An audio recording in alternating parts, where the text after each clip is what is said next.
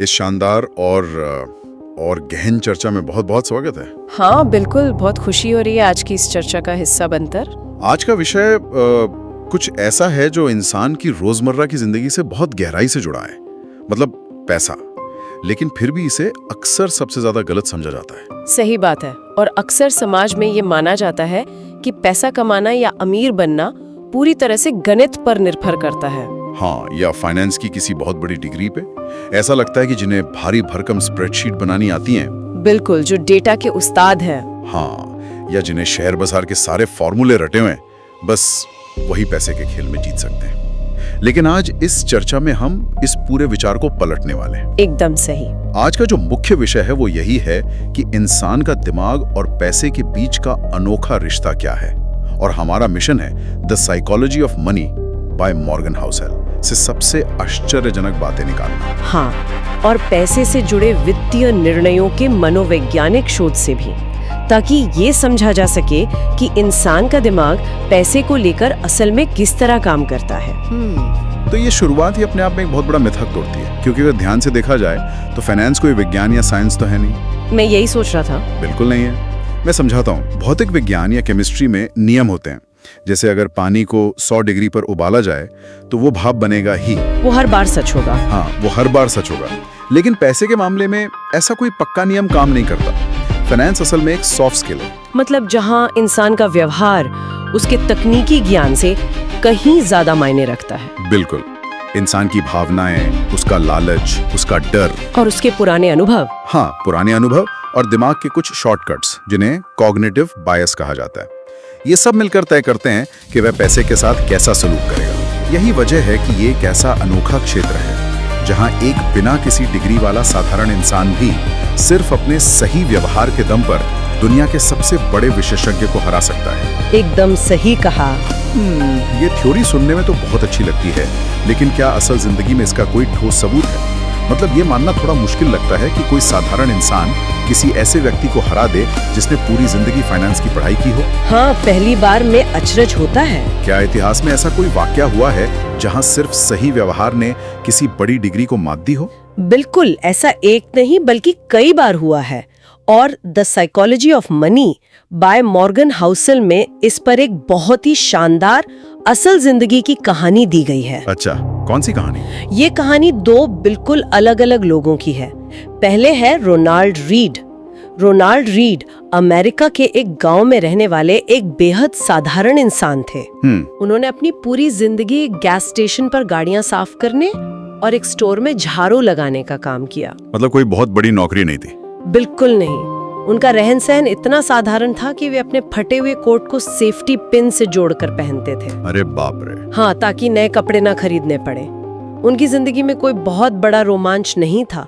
लेकिन 2014 में जब 92 साल की उम्र में उनका निधन हुआ तो अंतर्राष्ट्रीय मीडिया में उनका नाम छा गया। ऐसा क्यों? उन्होंने ऐसा क्या किया था? क्योंकि अपनी मृत्यु के समय उन्होंने $8 मिलियन यानी करीब 60 करोड़ रुपए से ज्यादा की संपत्ति छोड़ी थी। 60 करोड़ रुपए? हाँ, एक सफाई कर्मचारी के पास।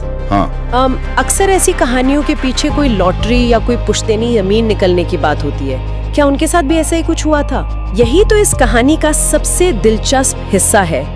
कोई लॉटरी नहीं थी, कोई पुश्तैनी दौलत नहीं थी।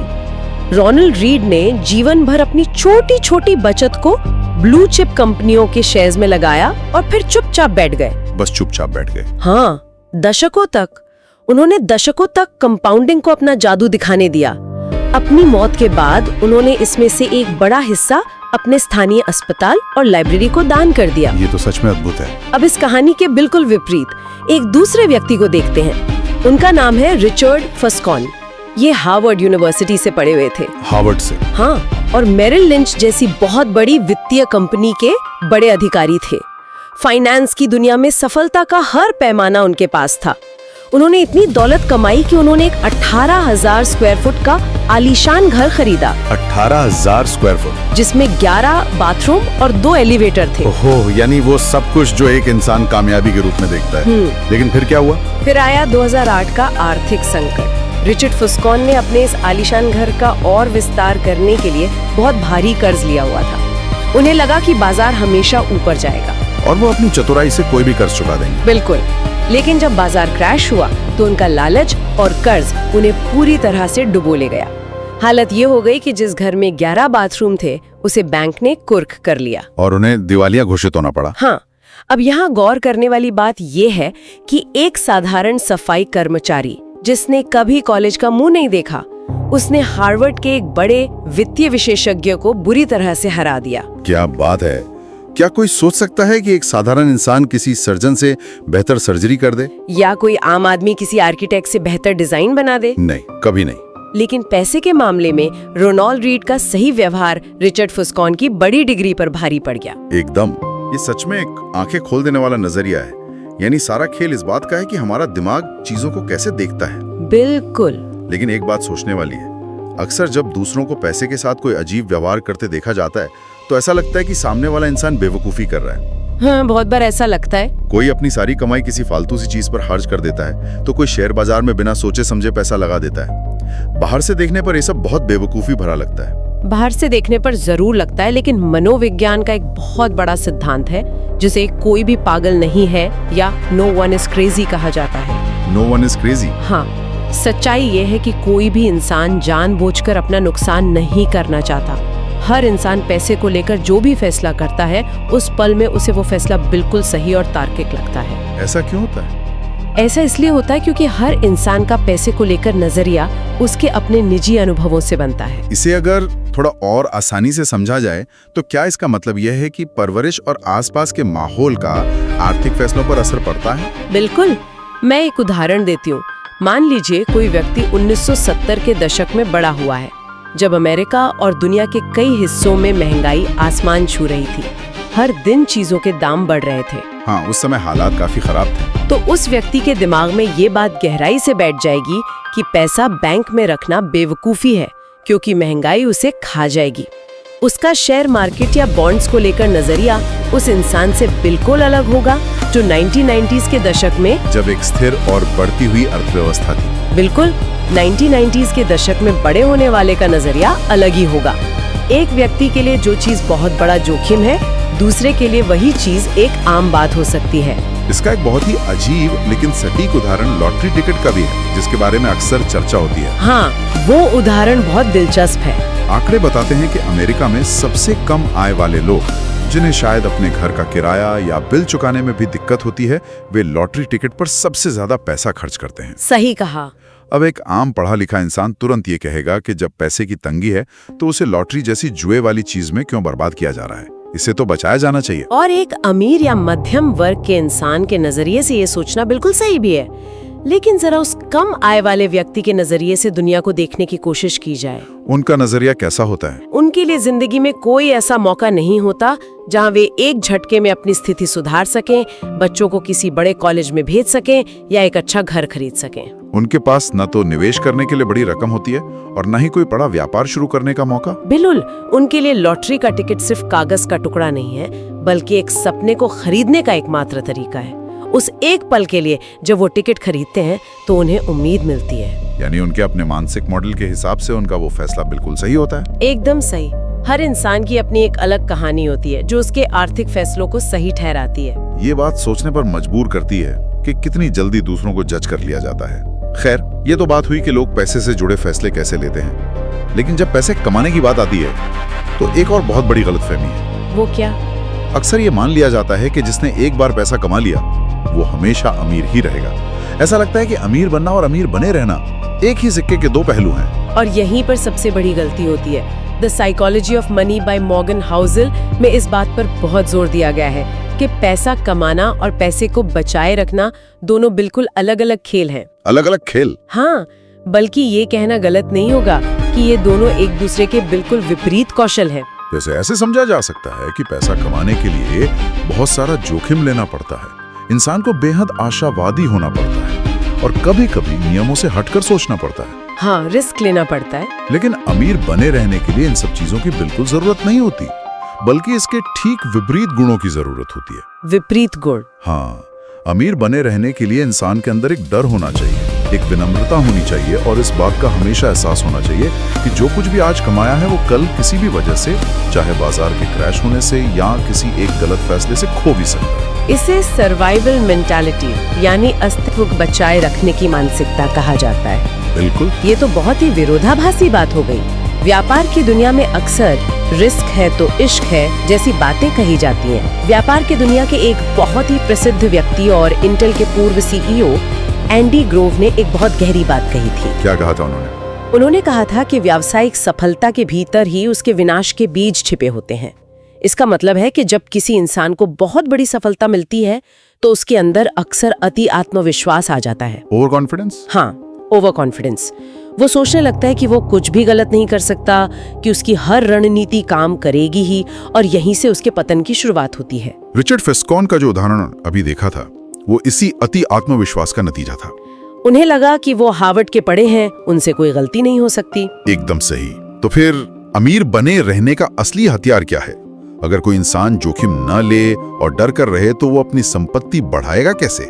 इसका जवाब है कंपाउंडिंग का जादू और लंबे समय तक मैदान में टिके रहना। वॉरेन बफे का उदाहरण इस बात को बहुत अच्छी तरह से समझाता है। हाँ, आज उनकी संपत्ति $100 बिलियन से भी अधिक है। दुनिया उन्हें निवेश का सबसे बड़ा जादूगर मानती है, लेकिन ये जानकर अक्सर होश उड़ जाते हैं कि उनकी इस कुल संपत्ति का 95% से भी ज्यादा हिस्सा उनके 65वें जन्मदिन के बाद आया है। 65वें जन्मदिन के बाद? ये आंकड़ा सच में दिमाग हिला देने वाला है। लेकिन आज के दौर में जहां हर कोई 30 या 35 साल की उम्र में रिटायर होना चाहता है, वहां 65 साल की उम्र तक इंतजार करना बहुत उबाऊ नहीं लगता? उबाऊ है, और इसीलिए ये इतना मुश्किल है। आज के समय में इतना धैर्य रखना कितना व्यावहारिक है? वॉरेन बफे इसलिए सिर्फ महान नहीं है कि वो अच्छे शेयर्स चुनते हैं। अच्छे शेयर्स चुनने वाले दुनिया में और भी बहुत लोग हैं। बफे इसलिए महान है क्योंकि उन्होंने कभी भी कोई ऐसा बड़ा जोखिम नहीं लिया जो उन्हें खेल से ही बाहर कर दे। उन्होंने तो 11 साल की उम्र से निवेश करना शुरू किया था। और 90 साल की उम्र के बाद भी कर रहे हैं। इस पूरे समय में उन्होंने कई आर्थिक मंदी देखी, विश्व युद्ध का दौर देखा, लेकिन उन्होंने अपना पैसा निकाला नहीं। बाजार में लंबे समय तक टिके रहना बिना कोई बेवकूफी किए, यही उनकी सबसे बड़ी ताकत है। और यहीं पर समाज का एक बहुत बड़ा विरोधाभास सामने आता है। अक्सर ऐसा लगता है कि अगर पैसा है तो उसे दिखना भी चाहिए। इसे कार में बैठे आदमी का विरोधाभास या man in the car paradox कहा जाता है। हाँ, ये बहुत ही दिलचस्प कॉन्सेप्ट है। ये मेरा एक बहुत ही पसंदीदा कॉन्सेप्ट है। जब भी सड़क पर कोई बहुत महंगी और शानदार फरारी या पोर्श गुजरती है तो सड़क पर चलने वाला कोई भी इंसान उस कार चलाने वाले आदमी को नहीं देखता। कोई नहीं देखता। कोई ये नहीं कहता कि वाह, उस आदमी ने कितनी मेहनत की होगी, वो कितना समझदार होगा, बल्कि हर इंसान उस कार को देखकर खुद को उस कार की ड्राइविंग सीट पर बैठा हुआ इमेजिन करने लगता है। बिल्कुल, ये इंसान की फितरत है। लोग महंगी चीजें, बड़े ब्रांड्स के कपड़े या चमचमाती घड़ियां सिर्फ इसलिए खरीदते हैं ताकि दूसरे लोग उनका सम्मान करें, उन्हें समाज में अहमियत मिले। लेकिन असली मनोविज्ञान यह है कि लोग कभी भी उन महंगी चीजों के मालिक से प्रभावित नहीं होते। वे तो सिर्फ उस सामान से प्रभावित होते हैं, और वे उस सामान के जरिए खुद के लिए सम्मान की कल्पना कर रहे होते हैं। तो इसका मतलब ये हुआ कि जो सम्मान और प्रशंसा महंगी कारों या बड़े घरों के जरिए पाने की कोशिश की जाती है, वो तभी मिलती ही नहीं। एकदम। सम्मान और प्रशंसा महंगी चीजों से नहीं, बल्कि विनम्रता, दयालुता और आपके चरित्र से मिलती है। इस चर्चा के बीच ये उल्लेख करना बहुत जरूरी है कि the psychology of money by Morgan Housel में इस विषय पर एक बहुत ही स्पष्ट लकीर खींची गई है। हाँ, किताब बहुत साफ तौर पर बताती है कि अमीर दिखने और संपत्तिवान होने के बीच एक जमीन आसमान का अंतर है। अक्सर जब कोई कहता है कि उसे करोड़पति बनना है तो उसके दिमाग में ये तस्वीर होती है कि वो 1 करोड़ रुपए खर्च करेगा, महंगी छुट्टियां, लग्जरी गाड़ियां। लेकिन करोड़पति बनने का असली मतलब तो ये है कि वो 1 करोड़ रुपए बचा कर रखे।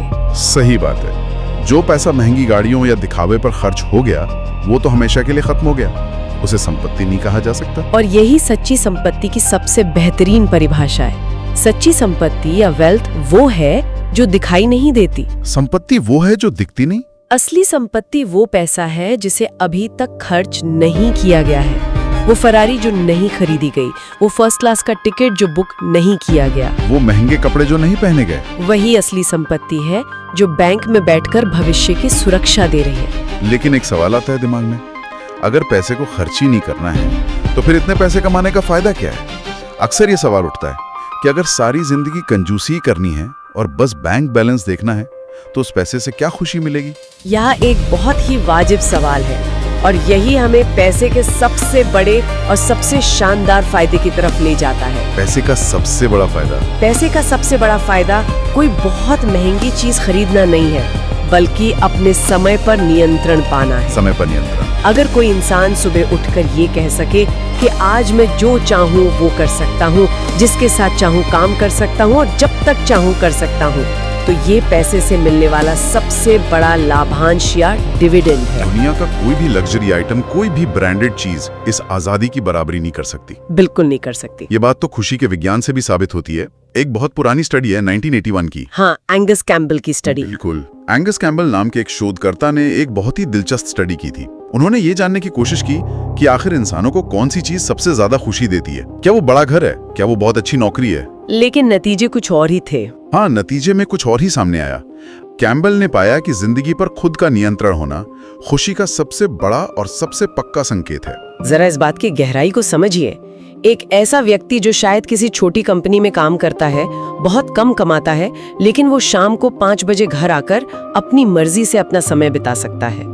वो वीकेंड पर परिवार के साथ समय बिताता है क्योंकि उसके समय पर उसका अपना नियंत्रण है। और दूसरी तरफ एक बहुत बड़ी बहुराष्ट्रीय कंपनी का सीईओ है जो साल के करोड़ों रुपए कमाता है, दुनिया के सबसे महंगे होटलों में रुकता है, लेकिन उसकी जिंदगी का हर एक मिनट किसी और के हिसाब से तय होता है। उसका कोई वीकेंड नहीं है, उसकी नींद उसके निवेशकों के हाथ में है। इन दोनों में से कौन ज्यादा खुश है? अक्सर वो इंसान जिसके पास समय का नियंत्रण है, वो उस सीईओ से कहीं ज्यादा संतुष्ट और खुश होता है। और ये समय का नियंत्रण सिर्फ और सिर्फ एक ही तरीके से मिल सकता है, बचत से। लेकिन आज के सोशल मीडिया के दौर में बचत करना शायद सबसे मुश्किल काम हो गया है। हर तरफ दिखावे की होड़ मची है। इसीलिए बचत को सिर्फ आय और खर्च का अंतर नहीं, बल्कि अहंकार और आय के बीच का अंतर माना जाना चाहिए। अहंकार और आय के बीच का अंतर, ये एक बहुत बड़ा मनोवैज्ञानिक सच है। जब इंसान अपने अहंकार को कम करता है, ये सोचना बंद कर देता है कि लोग उसके बारे में क्या सोचेंगे, तो उसकी बचत अपने आप बढ़ने लगती है। खर्च को कम रखने से जो आजादी मिलती है, वो दुनिया के किसी भी महंगे शौक से कहीं बड़ी है। और सबसे अहम बात, बचत करने के लिए किसी खास लक्ष्य का होना जरूरी नहीं है। सही कहा। जब बिना किसी विशेष कारण के बचत की जाती है, तो वो पैसा जीवन में अचानक आने वाली समस्याओं, बीमारियों या किसी नए मौके के लिए एक मजबूत ढाल बन जाता है। बिल्कुल। ये सब सुनने में बहुत तार्किक लगता है, लेकिन इंसान का दिमाग बहुत अजीब है। ये सब जानते हुए भी कई बार बहुत ही गलत आर्थिक फैसले ले लिए जाते हैं। ऐसा क्यों होता है कि सब कुछ समझते हुए भी लोग शेयर बाजार में अपना नुकसान कर बैठते हैं? यहीं पर मनोविज्ञान का एक और बहुत महत्वपूर्ण हिस्सा आता है, संज्ञानात्मक पूर्वाग्रह। जिन्हें आम भाषा में कॉग्निटिव बायसेस कह सकते हैं। हाँ, दिमाग के कुछ शॉर्टकट्स। इंटरनेट और तमाम मनोवैज्ञानिक शोध बताते हैं कि हमारा अपना ही दिमाग अक्सर हमें धोखा देता है। इंसान सोचता है कि वो बहुत लॉजिकल है, कि वो हर चीज नफे नुकसान तौलकर करता है, लेकिन असल में 90% फैसले भावनाओं से प्रेरित होते हैं। इसका कोई उदाहरण? सबसे प्रमुख उदाहरण है लॉस अवर्जन या नुकसान से बचने का डर। इसे ऐसे समझते हैं, मान लीजिए किसी इंसान को सड़क पर अचानक 500 रुपए का नोट मिल जाए, उसे खुशी होगी। हाँ, बहुत खुशी होगी। लेकिन अब सोचिए कि उसी इंसान की जेब से 500 रुपए का नोट कहीं गिर जाए। मनोविज्ञान ये साबित कर चुका है कि 500 रुपए खोने का दुख 500 रुपए मिलने की खुशी से 2 गुना ज्यादा भारी होता है। यानी हमारे दिमाग को नुकसान से सख्त नफरत है। बिल्कुल। अच्छा, तो इसी वजह से लोग शेयर बाजार में गिरते हुए शेयर्स को सालों तक पकड़े रहते हैं। उन्हें पता होता है कि कंपनी डूब रही है, लेकिन वो इस उम्मीद में उस शेयर को नहीं बेचते कि एक दिन वो वापस ऊपर आएगा। क्योंकि अगर उन्होंने बेच दिया तो उन्हें उस नुकसान को हकीकत में स्वीकार करना पड़ेगा। सही बात है। और इसी तरह एक और बायस है जिसे दूसरों की देखा देखी करना कहते हैं। हाँ, हर्ड बिहेवियर, या आजकल की भाषा में जिसे फोमो कहते हैं, फियर ऑफ मिसिंग आउट। इंसान एक सामाजिक प्राणी है। जब कोई देखता है कि उसका पड़ोसी किसी खास कॉइन या किसी नए स्टार्टअप में पैसा लगाकर अचानक से नई गाड़ी ले आया है, तो दिमाग में खतरे की घंटी बजती है कि अरे मैं पीछे रह गया। फिर बिना किसी रिसर्च के, बिना कुछ सोचे समझे उसी भीड़ का हिस्सा बन जाना और अक्सर अपने पैसे गंवा बैठना, ये बहुत आम बात है। और एक बायस एंकरिंग भी होता है ना, जहां दिमाग किसी एक पुरानी जानकारी पर ही लटक जाता है। एकदम सही। जैसे अगर किसी इंसान ने कोई शेयर 100 रुपए में खरीदा था और अब उस कंपनी की हालत बहुत खराब हो गई है और शेयर 50 रुपए पर आ गया है, तो दिमाग 100 रुपए को ही सही कीमत मानकर बैठ जाता है। उसे लगता है कि कीमत फिर से 100 रुपए जाएगी, भले कंपनी दिवालिया होने की कगार पर हो। यही सब तो वो दिमागी जाल हैं जिनमें अच्छे अच्छे पढ़े लिखे लोग फंस जाते हैं। और इसी संदर्भ में the psychology of money by Morgan Housel का शायद सबसे महत्वपूर्ण और अंतिम सबक सामने आता है। किताब कहती है कि इंसान कोई कंप्यूटर या स्प्रेडशीट नहीं है। इसके बजाय व्यवहारिक यानी रीजनेबल होने पर ध्यान देना चाहिए। मतलब आप कह रही हैं कि वित्तीय मामलों में गणित और तर्क को दरकिनार कर देना चाहिए। रैशनल होने और रीजनेबल होने में असल में क्या फर्क है? इसे एक उदाहरण से समझते हैं। एक रैशनल इंसान किसी स्प्रेडशीट पर देखकर वो निवेश चुनेगा जिसमें ऐतिहासिक रूप से सबसे ज्यादा रिटर्न मिला हो, भले ही उसमें जोखिम कितना भी ज्यादा क्यों ना हो। लेकिन एक रीजनेबल या व्यवहारिक इंसान वो निवेश चुनेगा जिससे उसे रात को अच्छी नींद आ सके। अगर कोई निवेश 15% रिटर्न दे रहा है लेकिन हर दिन धड़कनें बढ़ी रहती हैं कि बाजार गिरेगा तो सब डूब जाएगा, तो एक व्यवहारिक इंसान 10% रिटर्न वाली उस जगह पैसा लगाएगा जहां उसे शांति मिले। बिल्कुल। बुखार आने पर कोई ये नहीं सोचता कि शरीर का तापमान बढ़ाना 100% रैशनल है क्योंकि इससे कीटाणु मरेंगे, बल्कि दवा खाई जाती है ताकि आराम मिले। फाइनेंस भी ऐसा ही है। तो इसमें सुरक्षा का मार्जिन यानी मार्जिन ऑफ सेफ्टी का सिद्धांत कैसे फिट बैठता है? महान निवेशक बेंजामिन ग्राहम का मानना था कि सुरक्षा का मार्जिन ही वो चीज है जो भविष्य की सटीक भविष्यवाणी करने की जरूरत से बचा लेती है। हमें नहीं पता कि कल दुनिया में क्या होगा। कोई महामारी आ सकती है, युद्ध हो सकता है या कोई नया आर्थिक संकट। इसलिए हमेशा इस बात के लिए योजना बनानी चाहिए कि जो मूल योजना बनाई गई है वो योजना के अनुसार काम नहीं करेगी। अगर हर आर्थिक फैसला इस आधार पर लिया जाए कि कल को अगर चीजें आधी भी खराब हुई तो कम से कम खेल से बाहर नहीं होंगे, तो लंबे समय में जीत पक्की है। एकदम। तो अगर इस पूरी गहरी चर्चा को समेटा जाए तो ये बात पूरी तरह से साफ हो जाती है कि पैसे के खेल में सफलता दिमागी चतुराई, भारी भरकम डिग्रियों या किसी गुप्त गणितीय फॉर्मूले की मोहताज नहीं है। ये पूरी तरह से रोजमर्रा के व्यवहार पर टिकी है। विनम्रता बनाए रखना, खुद को ये याद दिलाते रहना कि सफलता में भाग्य का भी हाथ होता है, अहंकार को काबू में रखकर खर्च कम करना, और सबसे बढ़कर पैसे का इस्तेमाल कोई महंगी घड़ी या कार खरीदने के लिए नहीं, बल्कि समय पर नियंत्रण पाने के लिए करना ही सच्ची संपत्ति है। और इसके साथ ही दिमाग के उन पूर्वाग्रहों से भी बचना जरूरी है जो लालच या डर में आकर गलत फैसले लेने पर मजबूर करते हैं। और शायद सबसे बड़ी बात यही है कि रातों रात अमीर बनने के सपने देखने से बेहतर है कि लंबे समय तक मैदान में टिके रहने की कला सीखी जाए। क्योंकि कंपाउंडिंग, जो दुनिया का 8वां अजूबा है, वो अपना असली जादू तभी दिखाती है जब उसे बिना किसी रुकावट के दशकों तक काम करने दिया जाए। सही बात। ये सच में एक ऐसा विषय है जिस पर जितना भी सोचा जाए, इंसान के दिमाग की उतनी ही नई परतें खुलती हैं। लेकिन इस चर्चा को खत्म करने से पहले एक नया और बहुत ही जरूरी सवाल है जिस पर गंभीरता से विचार किया जाना चाहिए। जहां लोग क्रिप्टो करेंसी में रातों रात करोड़पति बनने के सपने देखते हैं और जहां इंस्टेंट ग्रेटिफिकेशन यानी तुरंत मजा पाने की आदत हर इंसान के खून में दौड़ रही है, क्या आने वाली पीढ़ियां कभी रोनाल्ड रीड की तरह 50-60 सालों तक चुपचाप बैठकर कंपाउंडिंग का इंतजार कर पाएंगी? या फिर धैर्य की कमी दुनिया को अमीर बनने की नई और खतरनाक गलतियों की तरफ ले जाएगी? जरा सोचने वाली बात है कि अगर कल सुबह से समय का पूरा नियंत्रण मिल जाए तो क्या कोई वही काम करेगा जो आज कर रहा है? असली संपत्ति ये तय करने की आजादी है कि उस सवाल का जवाब क्या होगा। The great book podcast show subscribe करें और वीडियो पसंद आया हो तो लाइक और शेयर करें। साथ ही ऐसे और वीडियो के लिए जुड़े रहें और आज की वीडियो से आपने क्या सीखा नीचे कमेंट बॉक्स में लिखकर जरूर बताएं। जल्दी ही मिलते हैं अगली वीडियो में, तब तक के लिए धन्यवाद।